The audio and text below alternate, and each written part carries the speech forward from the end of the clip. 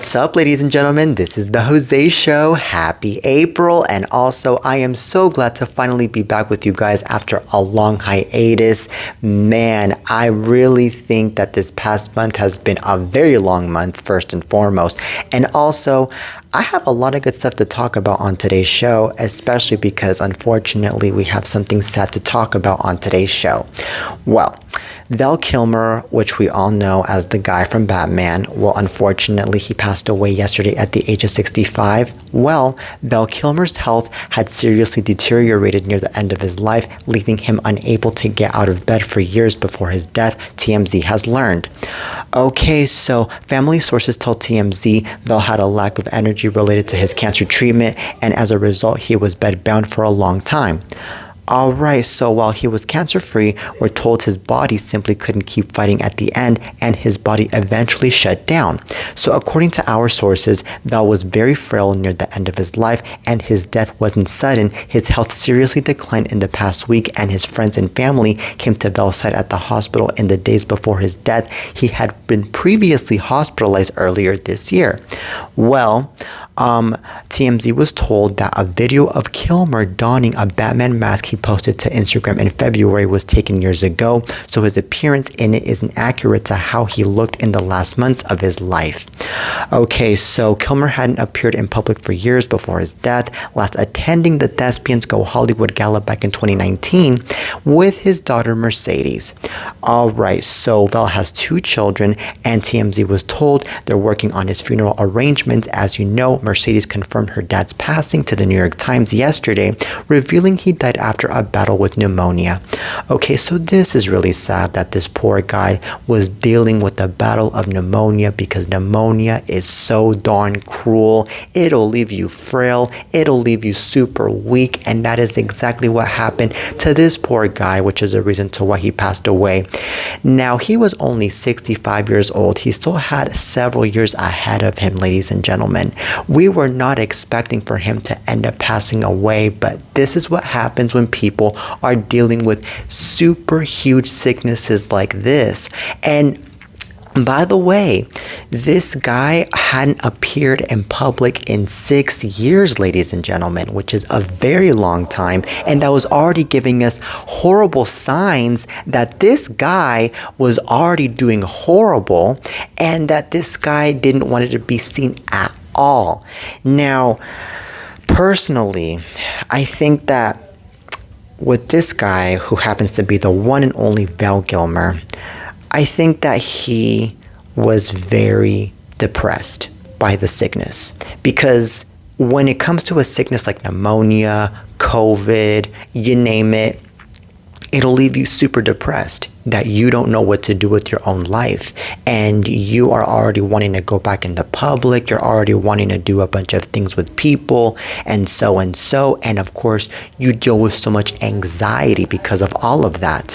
But he had no choice but to stay in private, because I mean, if he were to be appearing in public all these years that he was dealing with pneumonia, then chances are that this guy would end up looking very bad towards the whole entire public, and then he would get criticized, and then he would get judged, and unfortunately he wouldn't be able to be the same guy that he's always been, especially in the movies that he was starring in. So it was such a complicated thing what he was going through all these years, and I feel so horrible, of course, for the 2 children, especially for Mercedes, because Mercedes was looking out for him and was wishing the best for him, and of course she was already having her high hopes that he was going to survive through all of this, but unfortunately he did not survive any of this.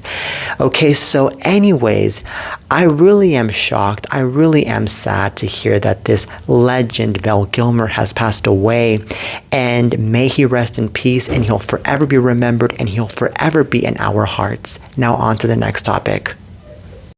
Now let's talk about Sydney Sweeney's ex-fiance, Jonathan Davino. So Sydney Sweeney's ex-fiance, Jonathan Davino, is no longer engaged to the actress, and their wedding's been called off, but at least he's got her dog to keep him company. So Jonathan was spotted Tuesday for the first time since the news broke that the couple's been separated since January, and he was walking her dog around the Belair mansion where they were supposed to live happily ever after. Well, Sydney's ex was all business as he fulfilled his duties as Sydney's property, which is getting some new construction. Looks like Jonathan is loyal to a fault, just like Sydney's dog. Well, TMZ broke the story that Sydney and Jonathan have been separated since January and will no longer be getting hitched in May as was originally planned. Well, Sydney's been living it up since the split, splurging at the Beverly Hills Hotel with her girlfriends, taking the girlies to Paris Fashion Week in Africa, plus another tropical vacation.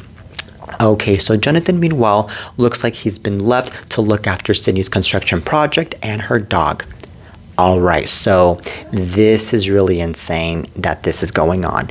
I think that Jonathan Davino should not even have anything to do with Sydney Sweeney's belongings at all, especially her dog. Because the thing is that the more that he has her dog and the more that he is over here looking at her property and looking out for it and this and that, is actually tormenting him. It's actually torturing him because it's actually reminding him of his ex every single day. And the last thing that he should do is to get reminded of his ex every single day, because he's not going to let go of the whole entire relationship, and he's going to go through a lot of anxiety. He's going to go through a lot of worries. It's going to be horrible.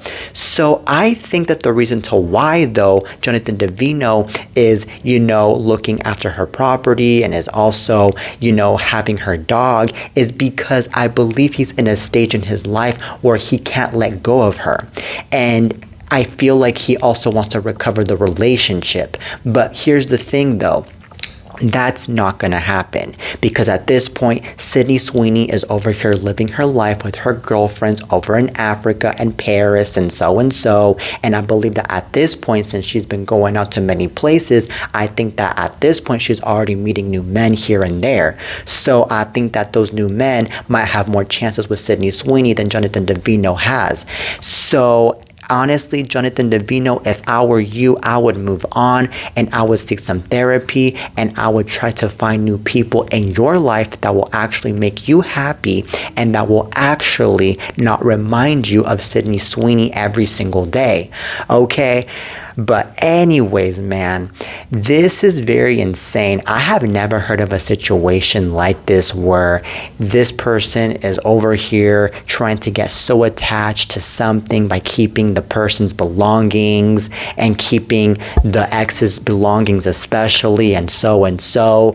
I have never heard of situations like this, but you know what? This just comes to show that we be living in a really crazy world, and it's really crazy, I have to admit. But Jonathan, you take care of yourself, and that is all I have to say. Okay, now on to the next topic.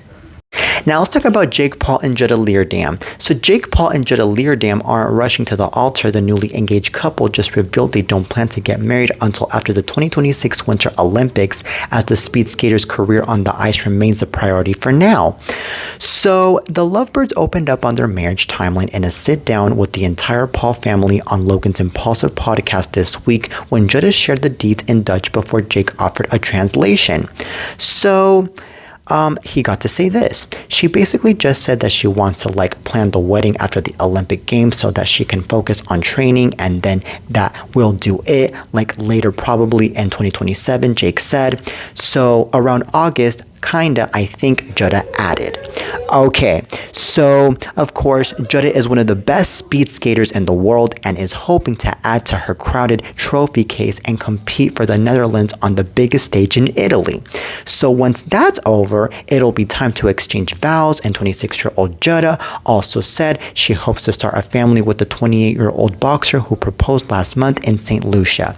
So this is really amazing that the both of them are planning on getting married in 3 years, and they're not rushing it at all, because it really seems like it to me that these days in their 20s, when it comes to young couples, they really are rushing it in when it comes to marriages. And I don't think that's a really good thing, because usually the marriage fails because they're not taking each other seriously and they are not really loving each other as much as they should.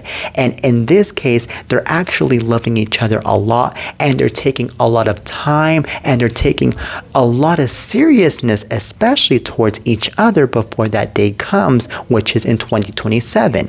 Now, I think that because of all of that, of course, the marriage is going to lessen between Jake Paul and Jada Leardam. I can already see it. And I think it's really interesting, too, that they are waiting after the Winter Olympics because, I mean, the Winter Olympics, they are a really good event because, I mean, there's a lot going on. And, of course, Jada is a skater herself, and I'm pretty sure she's going to participate in that, of course. So basically, she really wants to achieve her dreams and she really wants to focus on her career before getting into the next chapter. So I definitely know where she's coming from here.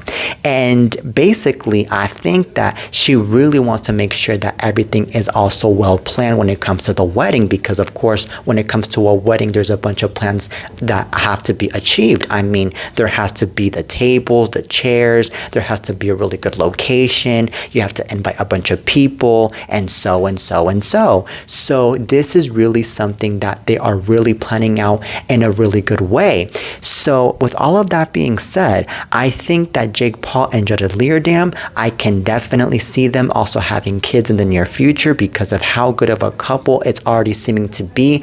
But anyways, on to the next topic. Now let's talk about Elon Musk. So Elon Musk's time at the White House is coming to an end. At least that's what President Trump is reportedly telling those closest to him.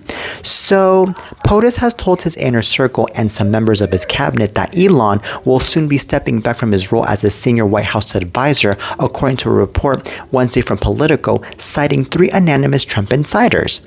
Okay, so Trump hinted at the change Monday, telling reporters in the Oval Office, "I think he's been amazing, but I also think he's got a big company to run, and so at some point he's going to be going back. He wants to. I'd keep him as long as I could keep him." Okay, so Elon has also been heavily involved in cuts at the Department of Government Efficiency, also known as DOGE, and he tried to get a conservative judge elected this week in Wisconsin, but spending more than $20 million but failed. Okay, so Trump is reportedly pleased with Elon, but political claims some in the Trump administration are frustrated with Musk and believe the billionaire is a political liability. Okay, so Elon's got a lot going on outside of Washington. He's also the CEO of SpaceX and Tesla, and his car company has become the target of protests and vandalism across the country. So this is really insane that Elon Musk might be getting out of the White House really soon, and I think it's a really good thing that he's getting out of the White House because Elon Musk is nothing but a freaking fraud, just like Trump, and he is also nothing but a freaking loser, just like Trump. I think that this guy isn't even good at manufacturing crap, in my opinion, either, because I've heard a lot of bad cases about Tesla and this and that, and I personally think that Elon Musk is trying to give himself more publicity and he's trying to earn more money by getting into the political field with Trump. And honestly, all of that to me is just a bunch of political show right there. Elon Musk's run in the political office with Trump is nothing but a whole entire political reality show. Literally, okay, never in my freaking life have I ever heard of somebody like Elon Musk that is a manufacturer and a creator of cars and so to be getting into the political field when in reality they don't know anything about politics and they are just trying to destroy our nation like Elon is doing it with Trump. So honestly, I think that, in my opinion, this right here is going to be not just a huge loss for Trump, because I know that Trump wants him so bad to still be in the White House, but also this is going to be a huge loss for the whole entire Trump administration as a whole, because I'm sure that the whole entire Trump administration, even though it's being said that they're fed up with him, I'm sure they still love him and they still want him to be in the freaking White House doing a bunch of decisions here and there. Like, no. So anyways, I'm glad this man is leaving and I hope that Trump is next, because Trump is not a really good president. Neither is his stupid idiot of a vice president, JD Vance. All right. Now, that is it for today's show, ladies and gentlemen. I really hope that you guys enjoyed today's lovely episode of The Jose Show. Till next time, and peace.